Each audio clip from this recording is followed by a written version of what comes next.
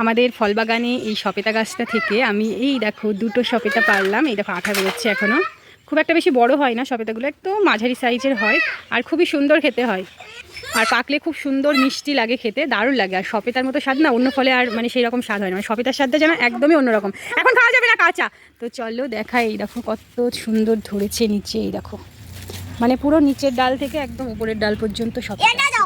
না না না এরকম মানে দেখো এই গাছটা একদম এই দেখো গোড়ায়। আর আমাদের প্রত্যেকটা ফল গাছই কেনা ফল গাছ, মানে সব কিনে লাগানো, ওই জন্য গোড়া থেকে ফল ধরে। কামরাঙা গাছটা আছে, ওই কামরাঙা গাছটাও গোড়া থেকেই ফল ধরে, আর এটারও তাই। এই দেখো অনেকগুলো আছে। প্রথমে এই গাছটা মানে এখন অনেকটা উঁচু হয়ে গেছে। এই গাছটা একটা টবের মধ্যে লাগানো ছিল, তারপর আমরা এই গাছটাকে মাটিতে বসিয়েছিলাম, তো সেই ভিডিও আছে। আর গাছটা এখন দেখো কতটা বড় হয়ে গেছে, প্রচুর বড় হয়ে গেছে। যত বড় হবে তত সপেতা ধরবে। তো আজকে দুটো পারলাম, এখনও থাকলো, বাদবাকিগুলো সব ছোট ছোট।